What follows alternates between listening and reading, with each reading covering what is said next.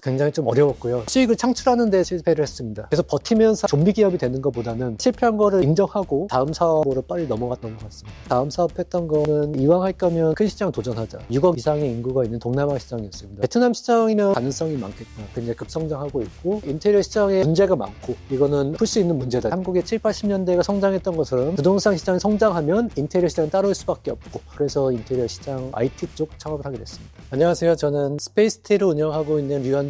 저희 회사는 베트남에서 인테리어 플랫폼 운영하고 있고 고객들에게 인테리어 디자인뿐만 아니라 시공, 가구 판매까지 올인원 인테리어 서비스를 제공하고 있습니다. 2019년에 설립이 돼서 현재 유저 규모 20만 명 이상이고 베트남에서 오르게닉 기준으로는 리딩 플랫폼이라고 할 수 있겠습니다. 어렸을 때부터 세상에 큰 임팩트를 주는 위인들에 대한 동경을 많이 했습니다. 그래서 정치 쪽하고 사업 쪽 두 가지 갈래를 고민을 하다가 글로벌하게 가기 위해서는 사업은 제한이 없고 영역이 무한되기 때문에 그런 관점에서 사업가가 되는 게 좋겠다. 그래서 사업가가 되기로 결심을 했습니다. 미국에는 중학교를 졸업하고 가게 됐습니다. 로드아일랜드라는 작은 스테이트에서 고등학교를 나왔는데 보스턴 쪽에 창업에 특화된 학교가 있다는 걸 들었습니다. 저는 사업을 하고 싶었기 때문에 맵슨 컬리지라는 학교에 진학하게 됐습니다. 맵슨 대학교 같은 경우는 커리큘럼 초기부터 안트레프러너십 과정이 있습니다. 그래서 1학년 아니면 전학간 학생들도 한 세메스터 또는 1년 동안 사업체를 운영하게 됩니다. 학생들이 아이디어를 발표하고 학생인데도 불구하고 CEO가 있고 CFO가 있고 각자 파트를 담당하면서 지원금을 받아서 사업을 하고 회사를 운영하는 그런 제도가 있기 때문에 자연스럽게 저도 커리큘럼 배우면서 회사를 운영하는데 다양한 인력이 필요하고 의견이 안 맞을 때도 있고 그것을 조율해야 되는 게 리더의 역할이구나 라는 것도 배우고 사업을 하면서 작은 돈을 버는 것도 쉽지 않구나 그런 거를 소규모지만 다양하게 좀 배운 것 같습니다. 거기서 저는 CFO 역할로 재무 쪽 담당을 했습니다. 그래서 그때부터 파이낸스에 관심을 좀 많이 갖게 됐고 전공도 파이낸스를 하고 UBS나 뭐 다양한 사모펀드에서 인턴십을 했고 첫 번째 직장 사모펀드에서 세계에서 가장 큰 PE 쪽 렉스톤 그룹하고 합작 펀드인 콘세피 펀드를 운영하게 됐습니다. 그때 좋았던 거는 M&A 업무를 하다 보니까 다양한 산업을 보고 다양한 회사를 분석하는 게 좋았습니다. 그래서 한 3년 반 정도 다니고 준비는 어느 정도 된 것 같고 더 늦기 전에 창업을 해야 되겠다. 그래서 이제 창업을 결심하고 창업을 하게 됐습니다. 2015년도였습니다. 그때 제가 다양한 산업을 분석했는데 큰 산업 쪽은 리딩 업체들이 있었고 니치마켓 쪽은 반려동물 산업이 성장하고 있었고 거기에 IT 쪽에 리딩 업체가 없었습니다. 그래서 반려동물 관련 모바일 앱 서비스를 준비하자 해가지고 반려동물과 같이 갈 수 있는 장소 정보를 제공하는 모바일 앱 서비스를 준비했습니다. 그때만 해도 한국에 아직 반려동물 관련 인식이 좋진 않았기 때문에 일반 카페나 식당에 강아지랑 같이 갈 수 있는 장소가 굉장히 제한적이어가지고 그 문제를 좀 정보로 해결을 하면 좋겠다 생각이 들어서 앱을 론칭하게 됐습니다.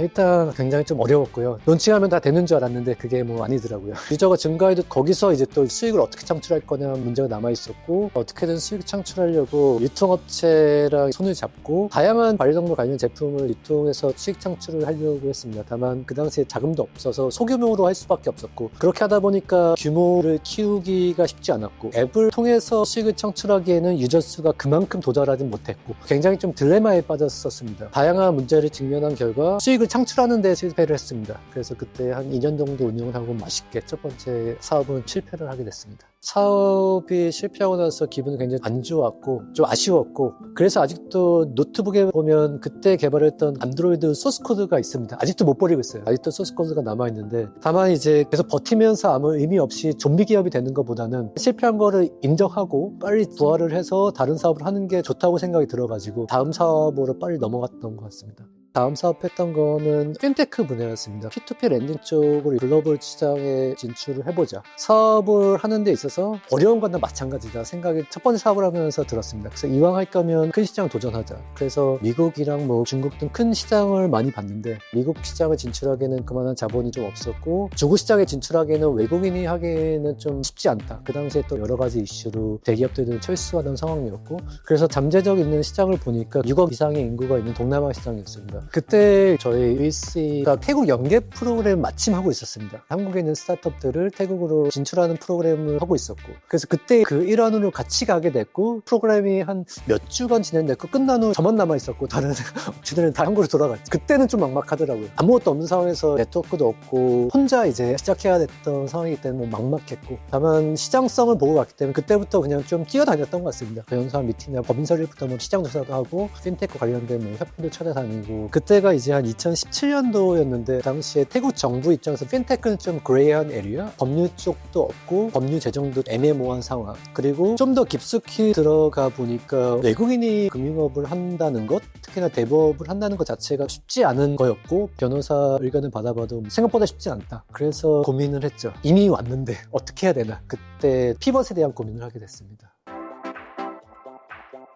때마침 개인적으로도 베트남 시장에 관심이 많았고, 거기서 창업한 친구들도 있었고, 베트남 시장이면 가능성이 많겠다, 굉장히 급성장하고 있고 한국 기업이 많이 진출해 있었기 때문에 그쪽을 바탕으로 초기에 안착하는 데 도움이 될 것 같다 라는 생각하에 베트남 시장에 진출을 하게 되었습니다. 베트남에 와서도 이제 또 다시 고민하게 됐죠. 어떤 사업을 해야 되겠까. 일단 주거가 필요했기 때문에 아파트 입주를 받았고, 인생에서 처음으로 인테리어를 하게 됐는데 시공업체를 소개받아서 하게 됐는데, 약속한 거와 인테리어를 다르게 했던 겁니다. 그래서 뭐 자재를 A를 쓰면 B로 한다든지, 커튼 색깔을 A로 컨펌이 났으면 B로 한다든지, 그래서 그 약속한 거와 다르지 않냐, 다시 약속한 대로 해달라고 했더니 저한테 오히려 협박 아닌 협박을 하더라고요. 이미 했으니 어쩔 수 없고 이대로 하든지, 아니면 뭐 우린 그냥 다 뜯어내고 철수하겠다. 근데 이제 인테리어는 한 번 하면 10년 이상도 쓸 수 있는 거고 큰 돈이 들어가는 행위이기 때문에 과감히 뜯어내고 그냥 철수하십시오 라고 했고, 인테리어 다시 하게 됐습니다. 그냥 빈 공간을 보면서 혼자 상상을 하면서 이 공간은 나의 리빙룸이 될 거다, 나의 와지트가 될 거다, 그런 상상을 하면서 인테리어를 했고, 집들이를 하면서 지인을 초청했더니 지인들도 반응이 좋았습니다. 본인 집도 해달라고 해서 인테리어를 직접 해줬고,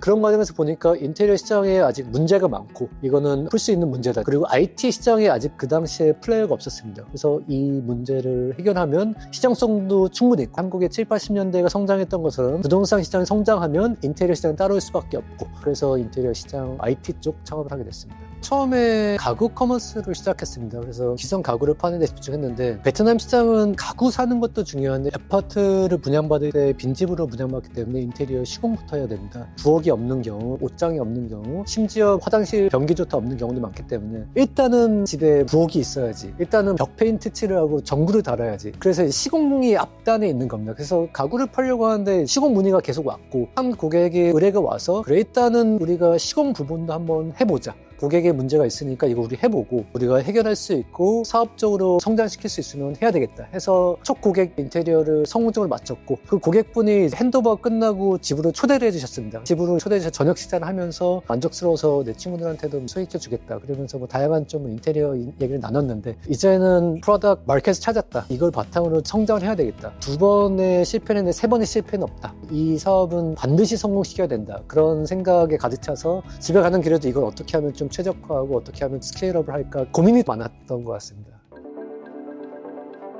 저희가 투자 유치를 하던 상황이었습니다. 투자 클로징이 되고 몇 주 있다가 4개월 락다운이 왔어요. 그래서 그때 이제 시공 프로젝트를 아예 못하게 됐죠. 4개월 동안 재택근무를 하고 매출은 없었죠. 시공 쪽은 아예 없었고. 근데 그때는 저희가 웹사이트를 직접 개발하진 않고 한국의 카페입사 같은 카라반이라는 솔루션 사용해서 개발을 했는데, 오히려 이걸 개발하기 좋은 환경이냐, 그동안은 저희가 이제 오퍼레이션 집중하느라고 못했는데 이 4개월 동안 락다운 되는 거는 저희가 바꿀 수 있는 일은 아니고, 그래서 코비드가 끝나면 바로 시공으로 넘어갈 수 있게끔 개발팀 채용을 해서 4개월 동안 웹사이트 개발해서, 다행히 이제 개발 끝나는 시점에 코비드가 끝나서 바로 이제 저희는 웹사이트 론칭을 했죠. 뭐 속으로는 그때 답답했죠. 이게 4개월 만에 끝날지는 몰랐거든요. 계속 이제 연장이 되는 상황이었기 때문에. 코비드 이후에 다시 시공 사업을 해서 규모를 키우려고 많이 노력을 했고, 다만 광고에만 의존하기에는 페이스북 아니면 구글에 의존할 수밖에 없겠더라고요. 당시에도 저의 잘못이 아닌 해킹에 의해서 페이스북 광고가 멈춰진 적도 있었는데, 그렇게 되면 이제 아예 유저 애코지션이 안 되니까 그때 느낀 거는 우리만의 유저 베이스가 필요하겠다. 커뮤니티를 통해서 유저 애코지션을 하고, 그 다음에 그 고객을 시공을 통해서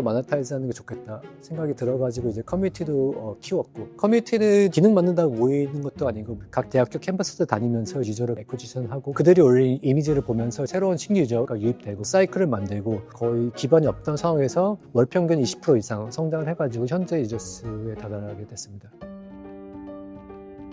꿈은 한 가지 분야에서 글로벌하게 넘버원이 되는 것. 지금은 제가 하는 일이 프롭테크 분야에서 일단 선도 업체가 되고, 거기서 하나의 사업이 잘 되면 그 사업을 바탕으로 투자를 하는 홀딩 컴퍼니를 만들고 싶다는 생각이 예전부터 있었습니다. 미국의 벅셔 해서웨이 워런 버핏 회장님이라든지 소프트뱅크의 손정 회장님이라든지 그런 분은 항상 동경을 했고, 소프트뱅크는 통신업이 있었고 벅셔 해서웨이는 보험 회사가 있었고, 저희는 그게 이제 프롭테크 쪽 이 분야를 발전시켜서 세계에서 가장 큰 홀딩 컴퍼니가 되는 게 두 번째 목표입니다. 그거를 달성하고 세 번째로는 우주 쪽 사업을 해보고 싶습니다. 당연히 정말 막연한 꿈이기도 한데, 다만 저희 회사는 로우테크이기 때문에 하이테크 분야는 저희가 투자한 회사들하고 같이 가고, 거기 가서 이제 저희가 잘할 수 있는 프롭테크 분야, 거기 가서도 이제 집을 져야 되고 인테리어는 해야 되기 때문에 거기까지 3단계까지 가는 게 저희 꿈입니다. 일단 현재는 1단계 프롭테크 분야를 글로벌하게 선도업체를 만드는 거에 집중하고 있습니다. 베트남 시장 자체는 기회가 굉장히 많고 굉장히 빠르게 성장할 거라는 부분에 대해서는 확신을 하고 있습니다. 다만 어려운 점도 있습니다. 그래서 만약에 시장에 진출하시는 창업가분들이 있다면 많은 고민을 충분히 하고, 한국에서 성공한 아이템도 베트남에서 성공하기는 쉽지 않다 라는 점을 충분히 인지하신 후에 베트남 또는 동남아 시장 진출을 고려하면 좋겠고, 회사는 이제 창업가의 꿈만큼 성장한다고 하는 것 같은데, 그 관점에서 최대한 많은 꿈을 꾸면 좋겠습니다. 현실적인 것도 좋지만 꿈을 최대한 크게 꾸고 거기서 이제 현실적으로 접근하는 것도 전 좋겠다는 생각이 듭니다.